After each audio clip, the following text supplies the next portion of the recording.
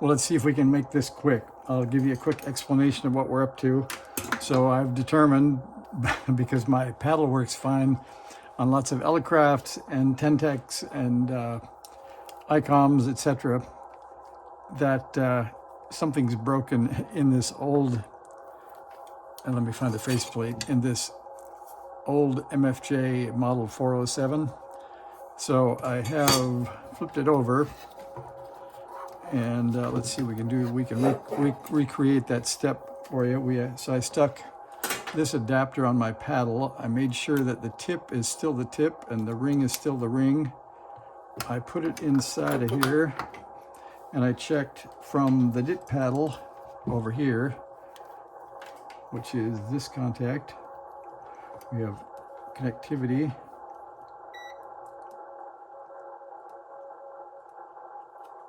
We're supposed to have connectivity. Let's see. Let's try that again.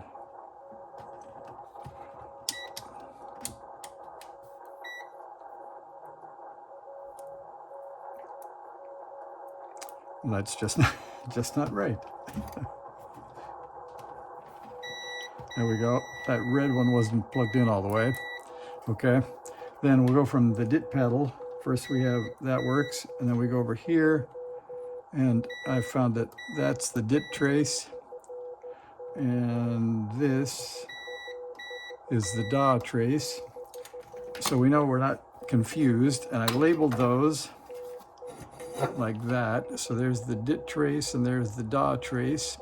I followed over to here for the dit trace and found a big long jumper wire. So I have labeled that the dit paddle. I did the same with the DA over here. So the dot is the DA. The dot here is the dit.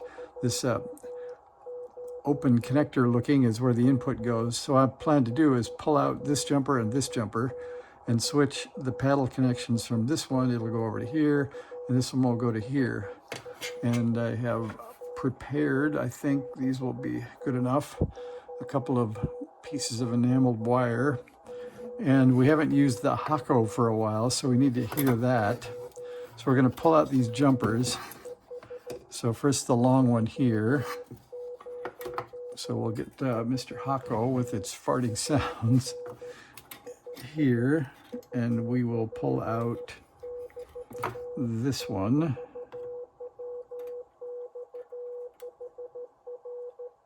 And that's pretty clean. And then we will pull out the other side, which goes to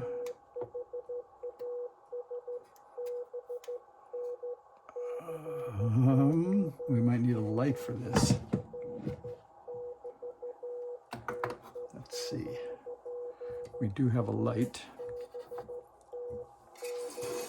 By the way, there's some POTA activity on 14060 on the rusty ICOM behind us. So here is our wire, and it goes right to there. So we'll pull that one out. Quite clean. And then we will take this short jumper out that goes from here to here. And they're bent over, so we'll get near them, but we won't probably get all the solder off, so we'll see how that goes. I don't know if we get too effective on that one. We'll try on this one a little better.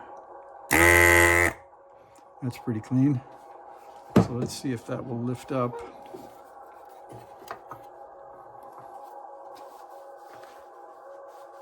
I could use an official soldering tool, or I could use my pocket knife.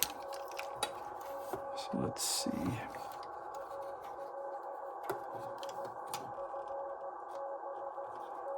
That's pretty liftable.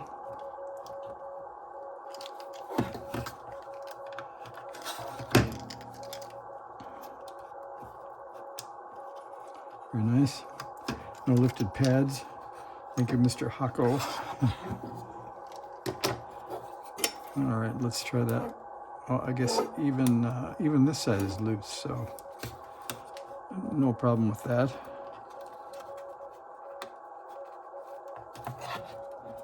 We can pull that right through. So the Hako did a nice job on those two. And then let's see what we got here. Yeah, that one's loose. And this one is also loose, I guess. Yep. So it's pulled right out. Now let's see if these new jumper wires will fit. So I believe the long one, we were aiming for something like this. That would probably work.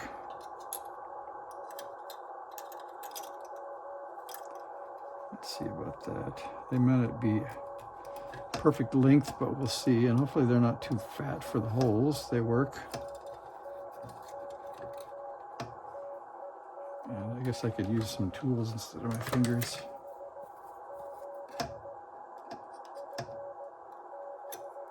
We'll get that down in there.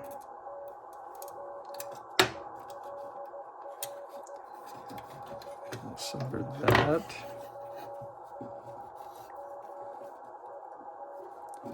Like so. And there is definitely a spool of solder around here somewhere. So I've been cleaning the bench. I built this new shelf on the top. So that causes everything to be in a fairly large state of disarray because everything's spread around me on the floor behind me, which is not great. Over here is the solder. There's a bottle of contact solution water that I've emptied and put regular water in for the iron tip. So I'll do that first. Sorry for being out of view. So that's wetting the sponge like this on this very vintage station. So we'll probably need a new sponge soon too, but you can see the tip is pretty good. So we'll have that ready. Then, if the solder would appear magically in front of me, that would be great. Okay, well, it's not the optimal one. I have an old thick one of some Kester multi-core, too thick for electronic solder, but that will work, I think. All right, so here's our nice looking copper wire sticking up here.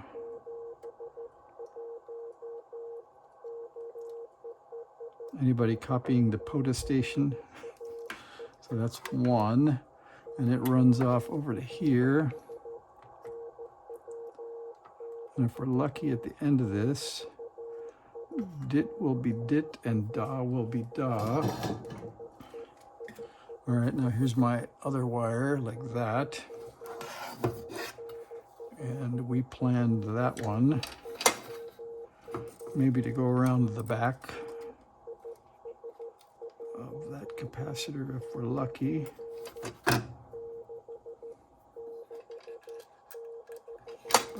Get it in there. That works. And then around the back of that. And then maybe down the hole.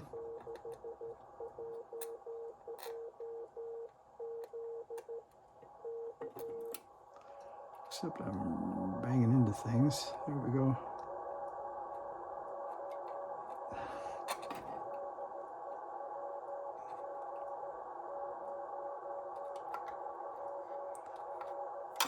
Working behind the camera is always interesting. You can't quite exactly see what you're trying to do, but all right, well, we have that sticking up there nicely.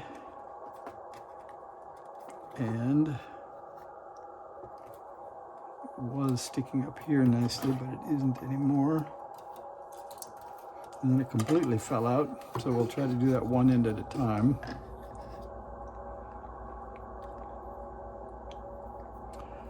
We think that'll go right in there.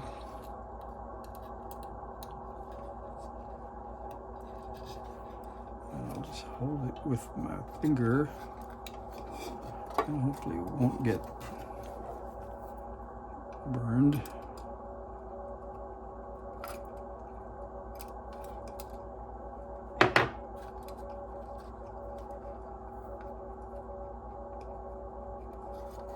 go.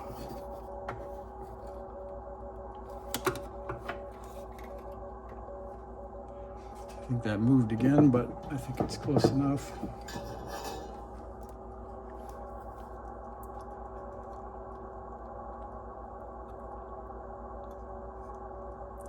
Very nice. One more. If you got any idea why this would be, I have no idea unless, why would they be swapped from what looks like the factory? Because everything else in the shack seems to agree that my paddle is wired correctly. I have my research I did in the last video where I went to 3 sites and confirmed that left is dit and right is da and the tip is the dit and all that. So this is still a mystery to me why this is true, but we're going to try it out anyway. All right, we'll turn down this volume and we'll turn up this volume. Now, if things go well here, we'll turn this on and that works. So we have it. So now I can put that back in the case. We can hook it up to our Rusty ICOM, and the next video will be maybe working a POTA station or something like that with our Rusty ICOM with the only real problems were the lock button and the missing cables. So that's a little embarrassing, but we're ready to play anyway. So thanks for watching.